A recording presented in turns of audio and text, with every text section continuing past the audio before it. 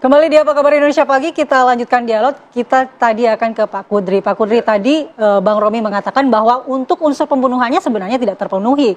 Paling bisa itu adalah kelalaian yang menyebabkan kematian. Apakah Pak Kudri melihat ini tepat atau tidak, Pak, pasal yang telah diberlakukan saat ini, atau memang seperti yang diungkapkan oleh Mas Tony tadi? Ya, ini kita mesti pilah-pilah. Ini masalahnya agak sedikit kompleks ya. Pelik ya? Ya, banyak aspek dari ini. Sekarang kalau ditujukan apakah ini pembunuhan 338 atau 340, ya itu kan di dalam teorinya ada yang namanya mens rea dan actus reus gitu ya. Apakah memang dia punya niat ya untuk mau bunuh orang itu, tadi udah disebut itu, atau actus reusnya atau perbuatannya itu loh. Kalau pembunuhan itu adalah suatu tindakan yang secara umum menyatakan tindakan itu akan menyebabkan hilangnya matinya orang lain. Misalnya dengan benda tajam atau ditembak kepada tubuh bagian gitu loh.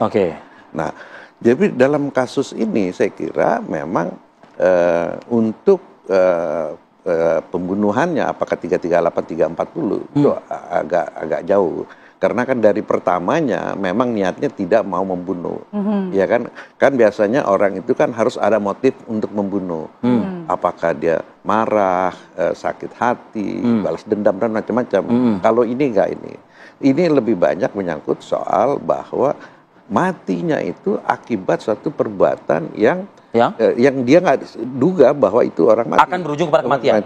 Seperti misalnya sudah datang dalam keadaan sakau, ditambah lagi dengan obat-obatan terlarang yang diberikan, begitu. Ya, ini yang.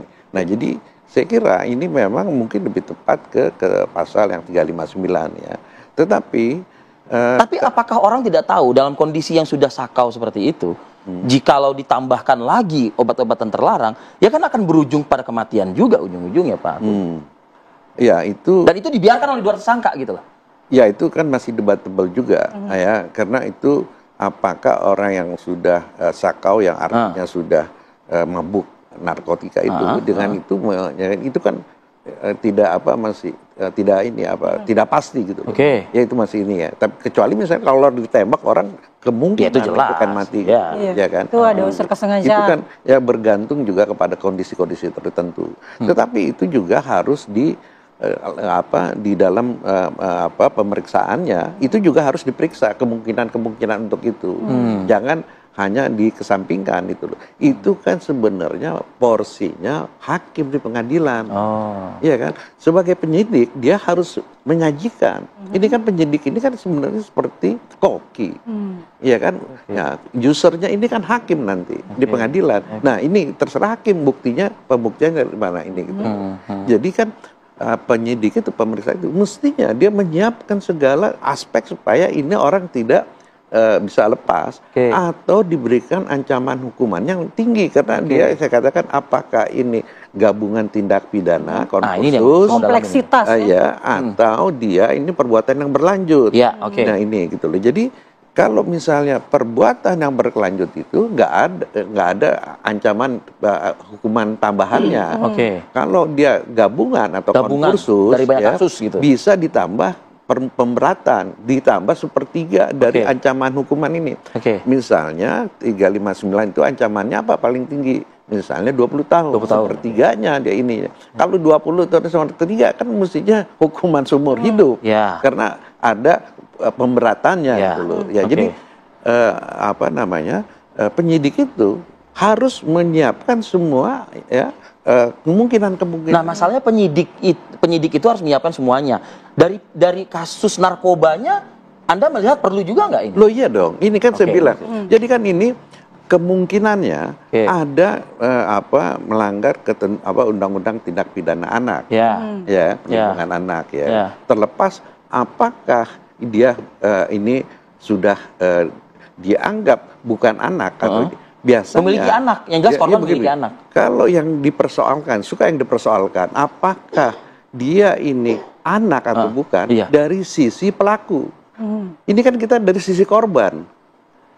Oke, ya kan? Ya, kan di dalam Undang-Undang Perlindungan Anak itu ada dua. Ya, tapi kan penerapan pasalnya kan, iya, kan ya. terhadap korban dong. Ya, ini kan gini, di dalam Undang-Undang Perlindungan ini kan ada dua, dari sisi korban dan sisi pelaku. Pelaku, betul. Nah, yang sering dipermasalahkan itu adalah pelaku. Ya kan? Apakah pelaku ini masih anak-anak atau bukan? Oke. Karena ada walaupun dia masih 18 tahun. Oke. Karena ada keadaan tertentu dia bukan lagi dianggap anak. Dalam kasus FA Kalau ini korban? bagaimana? Nah, dari sudut korban itu nggak dipermasalahkan apakah dia dewasa atau tidak. Cuman dari sisi usianya aja gitu loh. Oke. Tapi kata Mas Tony tadi kan ada tindakan hukum yang khusus untuk anak, wanita. Loh iya kan begini. Kenapa gini? Dalam Undang-Undang Perlindungan Anak, baik hukum pidana materialnya maupun pidana formilnya ada kekhususannya. Oke. Ya kan? Oke. Kepengecualian yang tidak dilakukan oleh tindak pidana umum atau untuk tindak pidana orang dewasa. Oke. Jadi salah satu misalnya mengenai hukum acaranya, tindak pidana formilnya, itu tidak sama dengan, dan dia lebih lebih mudah ya dibandingkan dengan tindak pidana umum.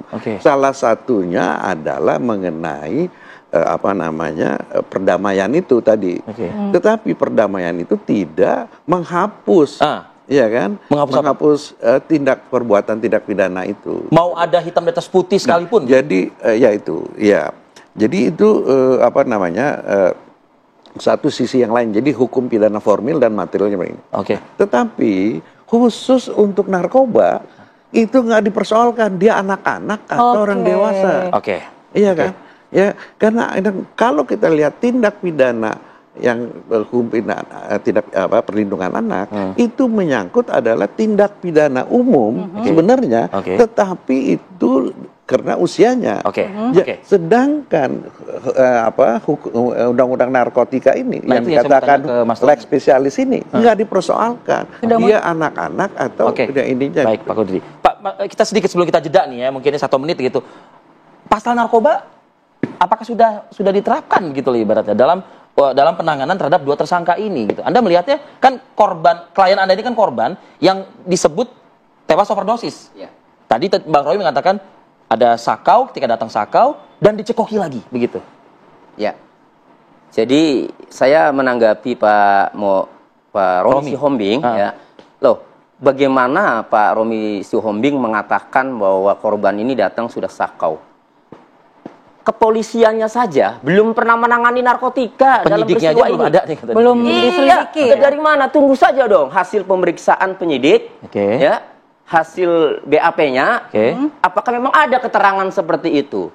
Semua juga yang namanya sudah pelaku, sudah tersangka itu berbelit-belit, tidak ngaku, tidak ada yang tersangka langsung ngaku. Kan itu. Nah, kita tunggu saja. Justru sejak awal saya bersuara ini mendorong agar tindak pidana lainnya, kejahatan lainnya yang terjadi dalam satu peristiwa itu harus segera diusut, dituntaskan. Ada beberapa ya. Iya, untuk membersihkan dugaan-dugaan yang katanya suap pemerasan, kan gitu. Nah, justru saya ini kalau tidak dituntaskan narkotikanya, justru saya mencurigai belasan miliar uang yang keluar itu, justru saya menduga awalnya untuk menutupi 3 kejahatan. Di antaranya adalah Undang-Undang Perlindungan Anak, ya, yang persetubuhan maupun penyalahgunaan melibatkan anak, narkobanya, kemudian narkotika dan senpi. Saya mencuriganya itu. Dikasih pasal yang 338 yang sampai sekarang bolak-balik. Asal tahu ya, kemarin setelah saya bersuara, ya, itu Polres Metro Jakarta Selatan memanggil lagi klien saya untuk dipanggil ke Polres Metro, masih terkait pembunuhan pasal 338. Artinya tidak ada perkembangan. Jadi kayak udah disetting sengaja nanti di persidangan tidak terbukti 338-nya, yang terbukti 359 KUHP dengan ancamannya paling lama 5 tahun. Kesempatan Bang Romi ditunggu dulu Bang Romi, usai jeda ya, kita langsung ke Anda, kami akan kembali saat lagi.